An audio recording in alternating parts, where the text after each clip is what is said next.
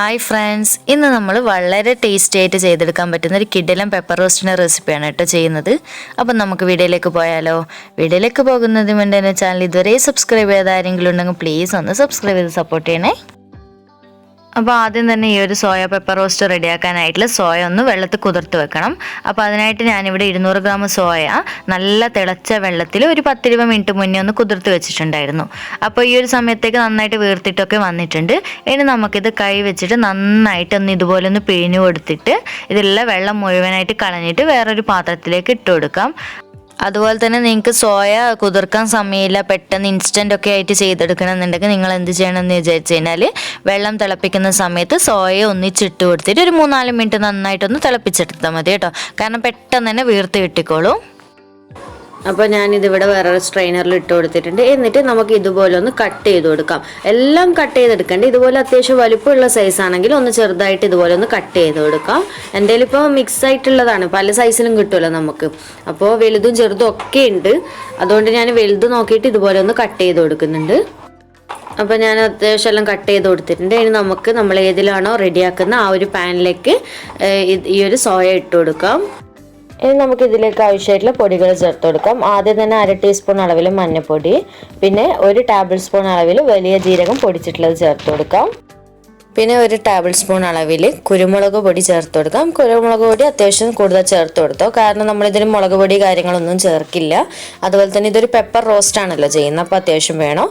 ഇനി ഇതിലേക്ക് 1 table spoon അളവിൽ മല്ലിപ്പൊടി കൂടി ചേർത്ത് കൊടുക്കാം. ഇനി ഇതിലേക്ക് കുറച്ച് കറിവേപ്പില, ഒരു ചെറിയ സവാള ചേർത്ത് കൊടുക്കണം.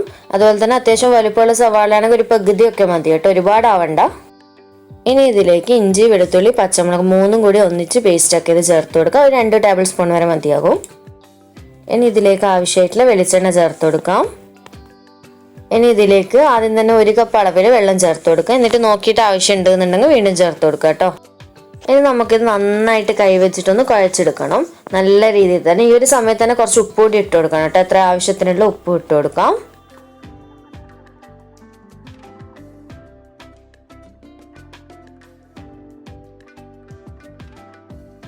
ഇപ്പം ഇതുപോലെ നന്നായിട്ട് ഞാൻ കുഴച്ചെടുത്തിട്ടുണ്ട്. ഇനി നമുക്കിതൊന്ന് അടച്ചു വെച്ചിട്ട് വേവിച്ചെടുക്കണം. ഇടയ്ക്ക് ഇതുപോലെ ഒന്ന് അടുപ്പ് തുറന്നിട്ട് ഇടയ്ക്കൊന്ന് ഇളക്കി കൊടുക്കണം കേട്ടോ. എന്താണെന്ന് വെച്ചാൽ അടിക്ക് പിടിക്കുന്നുണ്ടോ ഒന്ന് ചെക്ക് ചെയ്യണോ. കാരണം നമ്മൾ 1 കപ്പ് വെള്ളം ഒഴിച്ചിട്ടില്ല. എന്നിട്ട് ആവശ്യമുണ്ട് എന്നുണ്ടെങ്കിൽ വെള്ളം നന്നായിട്ട് വറ്റിയിട്ടുണ്ട് എന്നുണ്ടെങ്കിൽ കുറച്ച് ചൂടുവെള്ളം ഒന്ന് ഒഴിച്ചു കൊടുത്താൽ മതി. ഇടയ്ക്കിടെ ഒന്ന് ഒഴിച്ചു കൊടുത്താൽ കുഴപ്പമൊന്നുമില്ല. എന്നിട്ടൊന്ന് ഇതുപോലെ ഒന്ന് ഇടയ്ക്ക് ഇളക്കി കൊടുത്താൽ എല്ലാ സൈഡിലും ഒരേ രീതിയിൽ വേവ് എത്തിക്കോളൂ. അപ്പോൾ പെട്ടെന്ന് തന്നെ നമുക്ക് വെന്ത് കിട്ടുകയും ചെയ്യും കേട്ടോ. ഇപ്പം നമ്മുടെ സോയ ചങ്ക്സ് ഇവിടെ വെന്ത് വന്നിട്ടുണ്ട്. ഇനി നമുക്കിതിവിടെ മാറ്റി വെക്കാം. ഇനി നമുക്ക് കുറച്ചൊരു ഗ്രേവി ഒന്ന് റെഡിയാക്കി എടുക്കണം. അതിനായിട്ട് ഞാനിവിടെ ഒരു പാൻ വെച്ച് കൊടുത്തിട്ടുണ്ട്. പാൻ ഒന്ന് ചൂടായി വരുന്ന സമയത്ത് നമുക്കിതിലേക്ക് കുറച്ച് വെളിച്ചെണ്ണ ചേർത്ത് കൊടുക്കാം. ഇപ്പോൾ നമ്മുടെ വെളിച്ചെണ്ണ അത്യാവശ്യം ചൂടായി വന്നിട്ടുണ്ട്. ഇനി ഇതിലേക്ക് ഇഞ്ചി, വെളുത്തുള്ളി, പച്ചമുളക് 3 കൂടി നീളത്തിലരിഞ്ഞിട്ടാണ് കേട്ടോ ചേർത്ത് കൊടുത്തിട്ടുള്ളത്. ഒരുപാടൊന്നും വേണ്ട, കുറച്ച് 3 കൂടി ഒരു 3 ടേബിൾ സ്പൂണിൻ്റെ അടുത്തായിട്ട് മതിയാവും. ഇനി നമുക്കിത് ജസ്റ്റ് ഒന്ന് ഇതിൻ്റെ പച്ചമണമൊക്കെ മാറിക്കിട്ട് nanayitte മൂത്ത് വരുന്നവരെ ഒന്ന് വഴറ്റി കൊടുക്കാം. ഇനി നമുക്ക് ഇതിലേക്ക് ഒരു സവാള ചേർത്ത് കൊടുക്കാം. സവാള നന്നായിട്ടൊന്ന് വഴറ്റി കൊടുക്കണം. ചെറുതായിട്ട് കളറൊക്കെ മാറി വരുന്ന നല്ല രീതിയിൽ തന്നെ വഴറ്റി കൊടുക്കാം.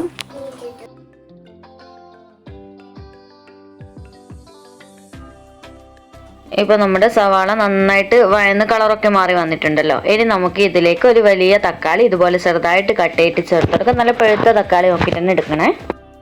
തക്കാളി നന്നായിട്ടൊന്ന് വഴറ്റി കൊടുക്കാം.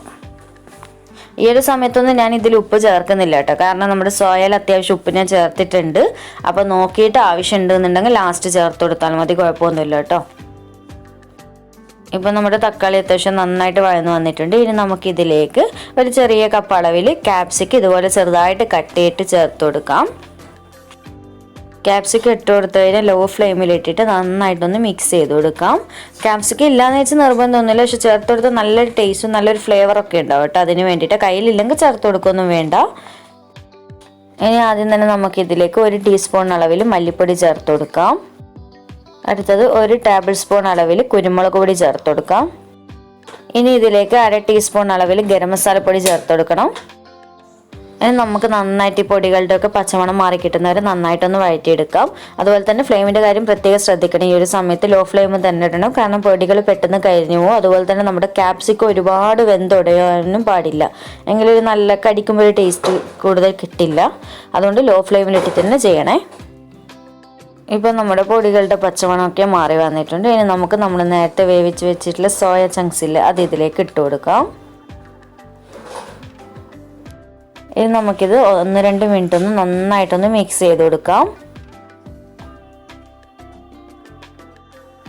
ഇനി നമുക്കിതിലേക്ക് മെയിനായിട്ട് ചേർക്കേണ്ടതാണ്, നമുക്ക് 2 തരം സോസ് ചേർക്കണം. അപ്പോൾ ആദ്യം തന്നെ കുറച്ച് ടൊമാറ്റോ കെച്ചപ്പ് ചേർത്ത് കൊടുക്കാം. ഇത് നിങ്ങൾ ഓരോരുത്തരുടെ ഫ്ലേവറിനും ടേസ്റ്റിനും ഒക്കെ അനുസരിച്ച് ചേർത്ത് കൊടുക്കുക കേട്ടോ. അടുത്തത് ഇതിലേക്ക് സോയ സോസ് ചേർത്ത് കൊടുക്കുക. അതും നിങ്ങളുടെ ഫ്ലേവറിനനുസരിച്ച് ചേർത്ത് കൊടുക്കുക. എന്നിട്ട് നന്നായിട്ട് നമുക്ക് 2-3 മിനിറ്റ് ഇതുപോലെ ഒന്ന് നല്ലപോലെ ഒന്ന് മിക്സ് ചെയ്ത് കൊടുക്കുക. എങ്കിലും നമ്മുടെ സോയയിൽ അത്യാവശ്യം കുറച്ച് സമയം വേണമല്ലോ നമുക്ക് ഈ സോസൊക്കെ ഒന്ന് പിടിച്ച് കിട്ടാൻ വേണ്ടിയിട്ട്. അപ്പോൾ കൈയെടുക്കാതെ ഒന്ന് ഇളക്കിയിട്ട് മിക്സ് ചെയ്ത് കൊടുക്കാം. ഈ ഒരു സമയത്തൊക്കെ ലോ ഫ്ലെയിമിൽ ഇട്ടിട്ട് വേണം കേട്ടോ ചെയ്യാൻ, അല്ലെങ്കിൽ സോസൊക്കെ പെട്ടെന്ന് കരിവ് ഫ്ലേവർ വരും. അതുപോലെ തന്നെ നിങ്ങളുടെ കയ്യിൽ ചില്ലി സോസ് ഉണ്ടെന്നുണ്ടെങ്കിൽ അതും ചേർത്ത് കൊടുക്കുക കേട്ടോ.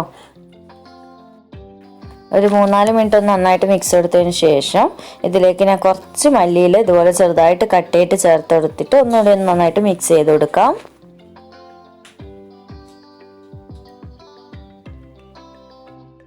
ഇനി നമുക്ക് ലാസ്റ്റ് ഇതിലേക്ക് നല്ല കട്ടിയിൽ പിഴിഞ്ഞെടുത്തിട്ടുള്ള തേങ്ങാപ്പാൽ 1/2 കപ്പ് അളവിൽ ചേർത്ത് കൊടുക്കാം. ഇങ്ങനെ ചേർത്ത് കൊടുക്കുന്ന സമയത്ത് നല്ലൊരു ഫ്ലേവർ ഉണ്ടാവും. അതുപോലെ തന്നെ ഒരു പ്രത്യേക ടേസ്റ്റി ആയിട്ട് നമുക്ക് റെസ്റ്റോറൻറ്റിൽ നിന്നൊക്കെ നമ്മൾ ചിക്കൻ പെപ്പർ റോസ്റ്റൊക്കെ കഴിക്കുന്നില്ല, ആ ഒരു ടേസ്റ്റിലേക്ക് നമുക്ക് ഈ സോയ കൊണ്ട് ചെയ്തെടുക്കാൻ പറ്റും കേട്ടോ.